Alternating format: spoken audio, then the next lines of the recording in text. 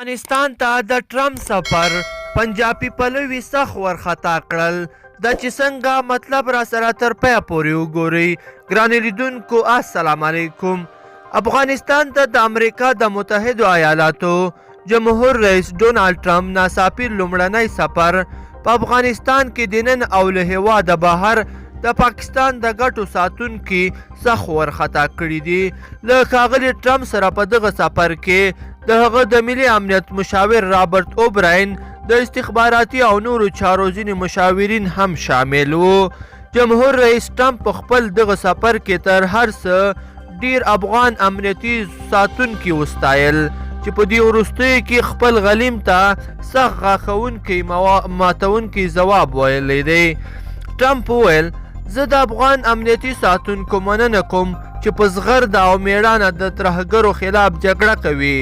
ولسمشر ټرمپ په افغانستان کې د امریکا له سفیر هلته د میشتو امریکایي ځواکونو له قومندان او افغان ولسمشر ډاکټر اشرف غني او د دفاع وزیر اسدالله خالد سره وکتل. ولسمشر ټرمپ وویل چې د امریکا متحده ایالات به له وسلوالو طالبانو سره هیڅ ډول داسې معامله ونه کړي چې د افغانانو هیواد په زیان کې وي. ټرمپ وویل چې د طالبانو سره خبرې بیا پیل شوي او د غني د ادارې تر شا کلک ولاړ دی او هیڅکله به یې یوازې پرې نږدي.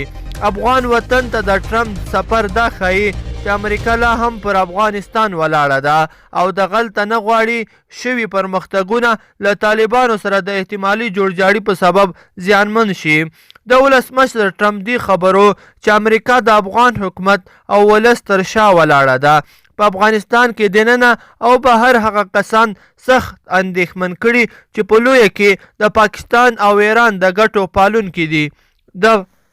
د پاکستان د ګټو پالونکي ځینې کسان چې ځانونه افغانان بولي او په پښتو ژبه روانې خبرې کولی شي پر خواله رسنیو کې هڅه کوي چې د ټرمپ سفر کمزوری وښایي. خو په لویه کې د امریکا د ولسمشر ډونالډ ټرمپ سفر د افغانستان دښمنانو لپاره یو سور څراغ دی.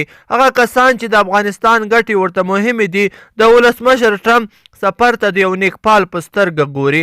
ښاغلي ټرمپ له غني سره په خبرو کې وویل چې هیواد یې به یې تر بشپړې کامیابۍ پورې له افغانستان سره ولاړ وي او دا ویره دي افغانان نه کوي چې ګواکې امریکا د نیمې لارې ملګرتیا کوي.